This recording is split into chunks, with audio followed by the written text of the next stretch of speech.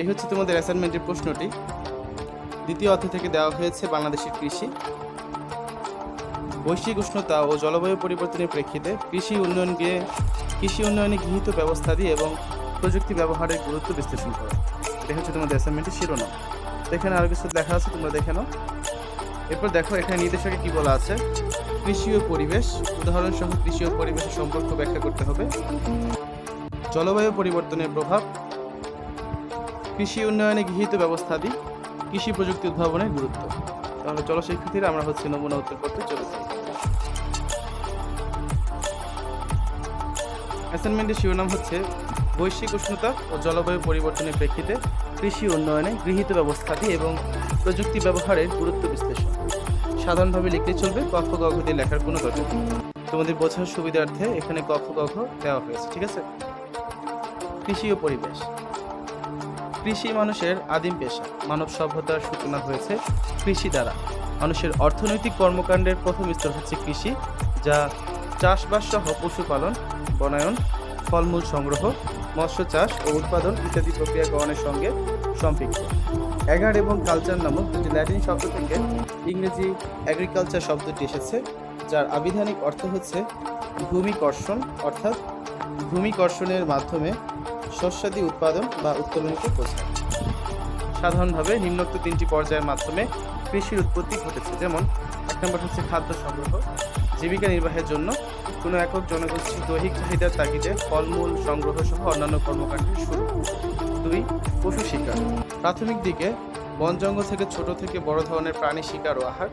3 পশুপালন, বর্তমান ও ভবিষ্যৎ উদ্ভিদ প্রজন্মের জন্য স্থায়ীভাবে নানা রকম পশুপালন প্রক্রিয়া শুরু হয়।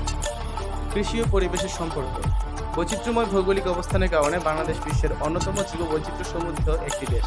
তবে অন্যান্য উন্নয়নশীল দেশের মতোই বাংলাদেশও পরিবেশগত উন্নয়নের একটি বড় চাপ। যেহেতু অর্থনৈতিক কার্যাবলী এখনও কৃষিসহ দেশের প্রাকৃতিক সম্পদের উপর বহুলাংশে নির্ভরশীল, সেহেতু কৃষিসহ গুরুত্বপূর্ণ সেক্টরসমূহের জিডিপিতে অবদান টেকসই ও উন্নত পরিবেশ, কোয়ালিটি অফ এনভায়রনমেন্ট দ্বারা অনেকাংশে প্রভাবিত হয়।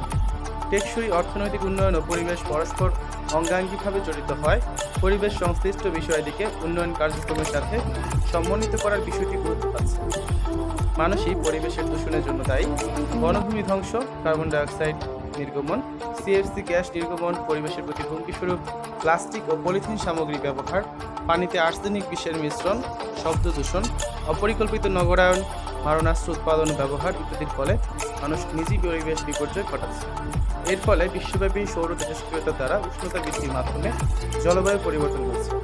জলবায়ু পরিবর্তনের অন্যতম বিরূপ প্রভাব হচ্ছে সমুদ্র পৃষ্ঠের উচ্চতা বৃদ্ধি।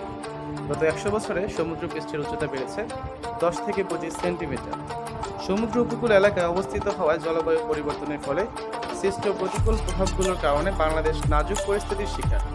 জলবায়ু পরিবর্তনের কারণে সবচেয়ে ঝুঁকিপূর্ণ দেশগুলোর তালিকায় বাংলাদেশের অবস্থান সর্বশেষ 3 বছরের প্রতিবেদনে 200টি দেশের মধ্যে 6ষ্ঠ অবস্থানেই রয়ে গেছে। জলবায়ু পরিবর্তনের প্রভাব। তাপমাত্রা। জলবায়ুর বিভিন্ন উপাদানের মধ্যে সম্ভবত তাপমাত্রা শস্যের সার্বিক বৃদ্ধি সাধনে অধিকতর প্রভাব বিস্তার করে। বাংলাদেশের তাপমাত্রা মোটামুটি উষ্ণ। দক্ষিণে সমুদ্র, উত্তরে হিমালয় পর্বত এবং বিশাল সমভূমির জন্য বাংলাদেশে শীত ও গ্রীষ্মের আধিক্য অনুভূত হয় না। গ্রীষ্মকালীন তাপমাত্রা শীতকালের চেয়ে অপেক্ষাকৃত বেশি। তাপমাত্রার উপর ভিত্তি করে বিভিন্ন শস্যকে গ্রীষ্মকালীন বা খরিফ শস্য এবং শীতকালীন বা রবি শস্য এই 2 শ্রেণীতে ভাগ করা হয়েছে। আউশ ধান, পাট, সয়াবিন প্রভৃতি গ্রীষ্মকালীন শস্য। এসব শস্যের অধিক তাপমাত্রার প্রয়োজন হয়। আমন ধান, বোরো ধান, গম, যব, সরিষা, তিল, মটর, মসুর, তামাক প্রভৃতি শীতকালীন ফসল। তিল, তুলা, ভুট্টা প্রভৃতি উভয় মৌসুমেই চাষ করা যায়, তবে আখ, রবি ও খরিফ 2 মৌসুমেরই অন্তর্গত। আর্দ্রতা। বায়ুতে জলীয় বাষ্পের উপস্থিতিকে আর্দ্রতা বলে। কোন স্থানে আর্দ্রতা সেই স্থানে বৃষ্টিপাত ও তাপমাত্রার উপর নির্ভরশীল। যে বায়ুতে আর্দ্রতার পরিমাণ বেশি, সে বায়ু জলবায়ুকে অধিক প্রভাবিত করে। ফলে সেই এলাকায় দিনে খুবই গরম পড়ে এবং রাতে প্রচণ্ড ঠান্ডা পড়ে। বায়ুর আর্দ্রতা সূর্যকিরণকে ভূপৃষ্ঠে আসতে অধিক বাধা সৃষ্টি করে বলে এ অবস্থা হয়। বর্ষাকালে অধিক আর্দ্রতার কারণে রোগবালাই এবং পোকামাকড় দ্বারা ফসল সহজেই আক্রান্ত হয়। শীতকালে বাতাস শুষ্ক থাকে, অর্থাৎ বাতাসে আর্দ্রতা অনেক কম থাকে। শীতকালে বাতাসের গড় আপেক্ষিক আর্দ্রতা 72% থেকে 85% হয়ে থাকে। অপরদিকে গ্রীষ্ম বা বর্ষাকালে এই আর্দ্রতা হয় 83% থেকে 90% পর্যন্ত। 3 নম্বরে রয়েছে বৃষ্টিপাত। বৃষ্টিপাতের উপরও আবহাওয়া ও জলবায়ু নির্ভর করে। কোন অঞ্চলে বৃষ্টিপাত বেশি হলে সেই অঞ্চলে তাপমাত্রা হ্রাস পায় এবং বৃষ্টিপাত কম হলে সেই অঞ্চলে তাপমাত্রা বৃদ্ধি পায়। অর্থাৎ বৃষ্টিপাতের তারতম্যের কারণে জলবায়ু পরিবর্তন। গ্রীষ্মকালে দক্ষিণ পশ্চিম মৌসুমী বায়ুর প্রভাবে প্রচুর বৃষ্টিপাত হয়, অপরপক্ষে শীতকালে উত্তর পূর্ব মৌসুমী বায়ুর প্রভাবে বৃষ্টিপাত হয় না বললেই চলে। উদ্ভিদের জন্য পানির প্রয়োজন হয়। উদ্ভিদ এই পানি মাটি থেকে গ্রহণ করে। মাটিতে পানির প্রধান উৎস হচ্ছে বৃষ্টিপাত। ফসল উৎপাদনের জন্য বৃষ্টিপাত খুবই গুরুত্বপূর্ণ। বৃষ্টিপাতের তারতম্যের কারণে বিশ্বের ভিন্ন ভিন্ন অঞ্চলে ভিন্ন ভিন্ন ফসল জন্মায়। বাংলাদেশের মোট বৃষ্টিপাতের 80% বৃষ্টিপাত হয় বর্ষাকালে। এই বৃষ্টিপাতের পরিমাণ পূর্ব দিক হতে পশ্চিম দিকে ক্রমশই কমতে থাকে। সিলেটের লালাখালে সবচেয়ে বেশি বৃষ্টিপাত হয় এবং রাজশাহী জেলার লালপুরে সবচেয়ে কম বৃষ্টিপাত হয়। দেশের বাৎসরিক বৃষ্টিপাতের গড় 230 সেন্টিমিটার। গাছের সাবলীল বৃদ্ধি ও অধিক ফলন সঠিক মাত্রার পানি সরবরাহের উপর প্রত্যক্ষভাবে নির্ভরশীল। এই পরিমিত পানির প্রাপ্যতা বিভিন্ন এলাকায় এবং বিভিন্ন ঋতুতে শস্য বন্টনে তাপমাত্রার মতো প্রভাব বিস্তার করে। কালবৈশাখী ঝড়ের সাথে যে বৃষ্টিপাত হয় তা ফসল উৎপাদনের জন্য খুবই গুরুত্বপূর্ণ। এ সময় জমি চাষ এবং খরিফ শস্য বোনা শুরু হয়। বৃষ্টিপাত প্রয়োজনে বেশি হওয়া সত্ত্বেও সময় মতো এবং পরিমাণ মতো না হওয়ার কারণে প্রতি বছরই মাটিতে প্রয়োজনীয় পানির অভাবে শস্যের মারাত্মক ক্ষতি হয়। প্রাকৃতিক দুর্যোগ।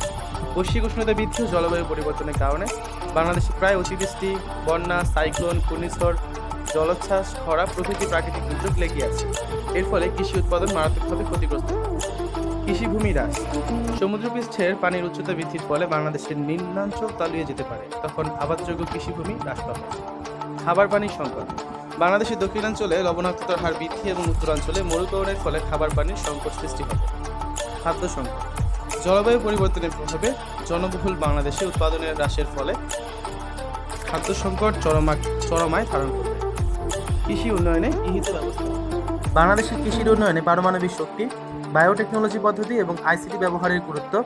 কৃষিতে পারমাণবিক প্রযুক্তি ব্যবহৃত হচ্ছে, তার মধ্যে পারমাণবিক ও বায়োটেকনোলজি প্রযুক্তি হচ্ছে অন্যতম। 1 নম্বরে রয়েছে কৃষি উন্নয়নে পারমাণবিক কৃষি প্রযুক্তি।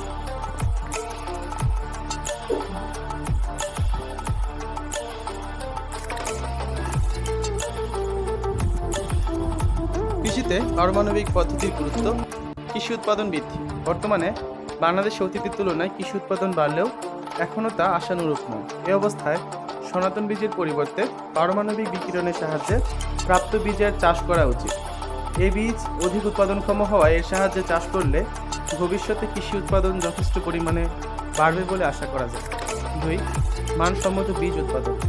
বাংলাদেশে যেসব বীজের সাহায্যে চাষ করা হয় সেগুলো রোগ ও কীটপতঙ্গ প্রবণ।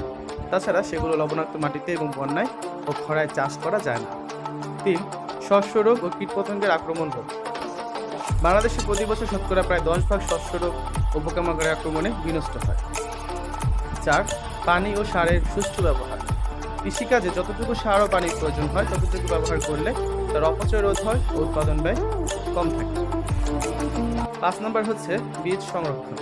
সনাতন পদ্ধতিতে শস্য বীজ বেশি দিন সংরক্ষণ করা যায় না। এরপর দেখো বায়োটেকনোলজি পদ্ধতি বা জৈব প্রযুক্তি।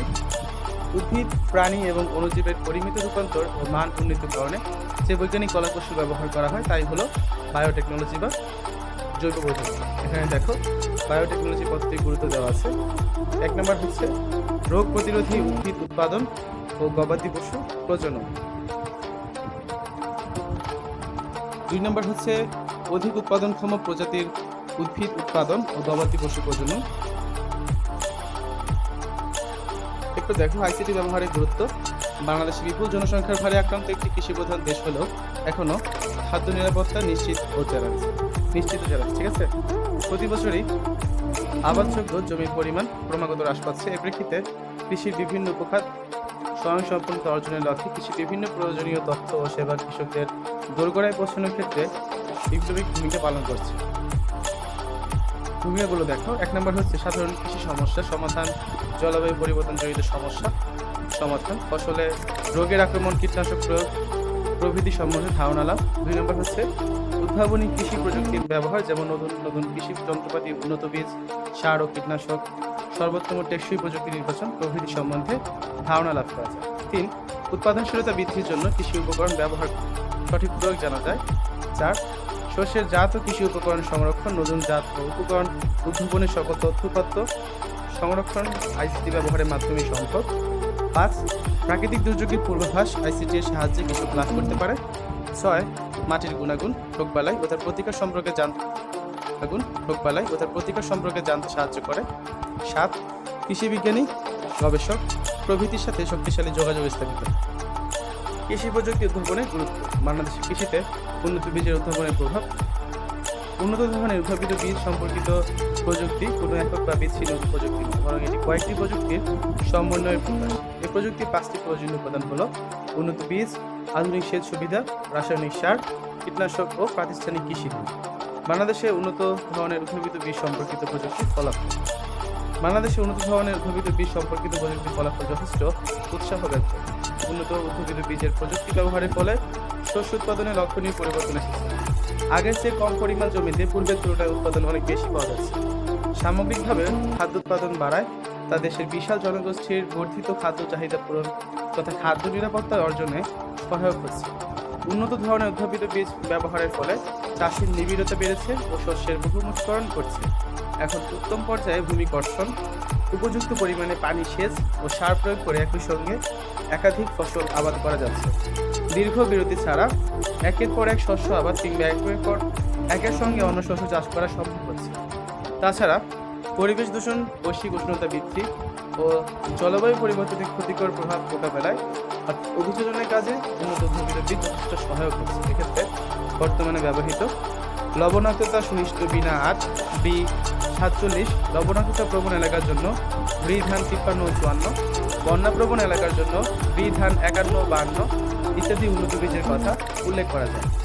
উন্নত ধরনের উদ্ভাবিত বীজ ব্যবহারের ফলে সামগ্রিক কর্মসংস্থানের উন্নতি হয়েছে, কেননা উৎপাদন ক্ষেত্রে ব্যবস্থাপনা, গভীরভাবে ভূমি কর্ষণ, সার প্রদান, পানি সেচ এবং আনুষঙ্গিক প্রতিটি কাজের বর্ধিত শ্রমের প্রয়োজন হওয়ায় গ্রামাঞ্চলে কর্মসংস্থান বেড়েছে। এখানে দেখো আরো কিছু ভূমিকা দেওয়া আছে, তোমরা এখান থেকে দেখে লেখো, ঠিক আছে? আর ভিডিওটা বেশি বড় করছি না, ভিডিওটা এখানে শেষ করে দিচ্ছি। তো যারা এখনো অন্যান্য অ্যাসাইনমেন্টগুলো পাওনি তারা ভিডিওটি ডেসক্রিপশন বক্স চেক করো, সেখানে তোমরা প্লে লিস্টে লিঙ্ক পেয়ে যাবে। তো সেখান থেকে তুমি আর যে অ্যাসাইনমেন্টটা দরকার সেটা কিন্তু করে নিতে পারো। তো দেখো, সামরিক বিচারে অবশ্যই এই কথা বলা যায়, নতুন উদ্ভাবিত বীজের চাষাবাদের দরুন সৃষ্ট নেতিবাচক প্রভাব ন্যূনতম পর্যায়ে রাখতে পারলে এর সাহায্যে চাষাবাদ আগামীতে সুফল বয়ে নিয়ে আসবে। তো শিক্ষার্থীরা, এই ছিল তোমাদের 2021 সালের এইচএসসি পরীক্ষার্থীদের পঞ্চম সপ্তাহের অর্থনীতি অ্যাসাইনমেন্টের নমুনা উত্তরপত্র। তো আজ এই পর্যন্তই, সবাই ভালো থাকবে, আল্লাহ হাফেজ।